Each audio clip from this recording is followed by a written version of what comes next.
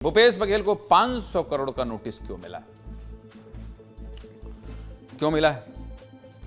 राजनीति इमेज का खेल, जिसकी जितनी अच्छी छवि वो उतना अच्छा नेता, और जो जितना अच्छा नेता उसको उतनी ही बड़ी जिम्मेदारी मिलने की संभावना। इसीलिए तो अच्छी छवि बनाने के लिए नेता कोई कसर नहीं छोड़ते हैं। बहुत मेहनत के बाद एक मजबूत छवि बनती है, लेकिन एक आरोप से इस छवि पर दाग लगने का खतरा भी मंडराने लगता है। आरोप प्रत्यारोप राजनीतिक जीवन का हिस्सा तो होते ही है, लेकिन कभी कभी ये इतने गंभीर हो जाते हैं कि मामला कोर्ट तक पहुंच जाता है। भूमिका आपने सुन ली, अब खबर बता देता हूं। ये बात आपको क्यों बता रहा हूं जानते हैं? क्योंकि असम के मुख्यमंत्री हिमंता बिस्वा शर्मा ने पूर्व सीएम भूपेश बघेल पर मानहानि का केस किया है। वो भी छोटा मोटा केस नहीं है भाई साहब, बल्कि 500 करोड़ रुपए का केस है। भूपेश बघेल के अलावा कांग्रेस के महासचिव जितेंद्र सिंह और असम कांग्रेस के अध्यक्ष गौरव गोगोई का नाम भी इस केस में शामिल है। क्यों? आखिर एक मुख्यमंत्री ने दूसरे पूर्व मुख्यमंत्री पर 500 करोड़ का मानहानि केस क्यों किया? आप ये भी जानना चाहते हैं ना? चलिए विस्तार से आपको बता देता हूं। 4 फरवरी को गुवाहाटी में कांग्रेस की एक प्रेस कॉन्फ्रेंस थी, जिसमें कांग्रेस नेता गौरव गोगोई, जितेंद्र सिंह और छत्तीसगढ़ के पूर्व मुख्यमंत्री भूपेश बघेल शामिल हुए। आपको ये भी बता दूं कि भूपेश बघेल को कांग्रेस ने असम का ऑब्जर्वर बनाया है, इसीलिए भूपेश बघेल भी गुवाहाटी पहुंचे थे। प्रेस कॉन्फ्रेंस के दौरान गौरव गोगोई ने दावा किया था कि कांग्रेस की जांच में सामने आया है कि मुख्यमंत्री हिमंता बिस्वा शर्मा और उनके परिवार ने असम में करीब 12,000 बीघा जमीन पर कब्जा कर रखा है।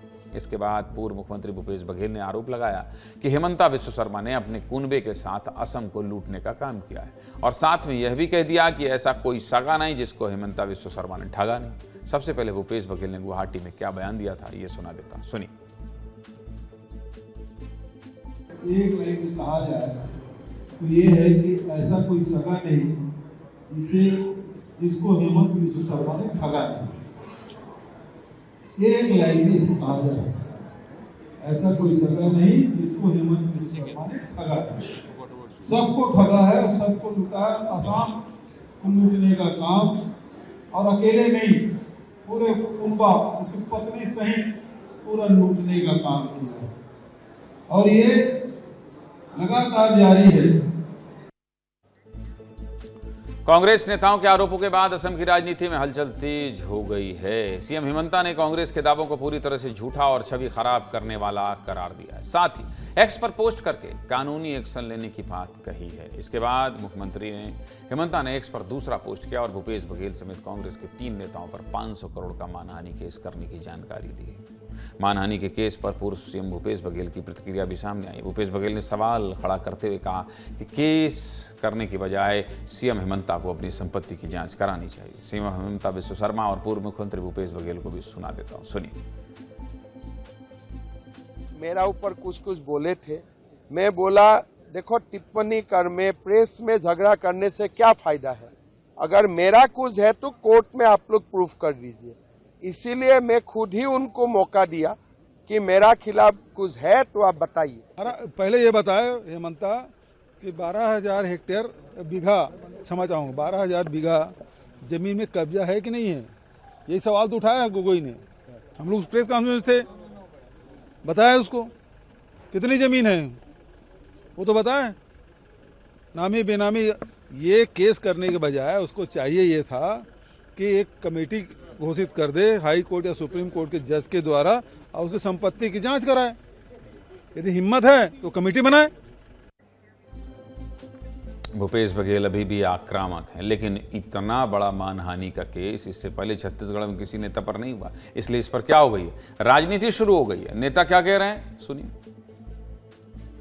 हेमंत बिस्वा शर्मा जो है, सब जानते हैं उनका गुड गवर्नेंस, उनकी कार्य पद्धति, और अभी चुनाव में इसमें कोई संदेह नहीं कि असम में बीजेपी रिपीट हो रही है, और जिस प्रकार से आरोप लांछन लगाने का काम कर रहे हैं, तो इनके ऊपर तो मानहानि का और ये तो सब होना ही है, मुकदमा भी होना ही चाहिए जो उन्होंने किया है।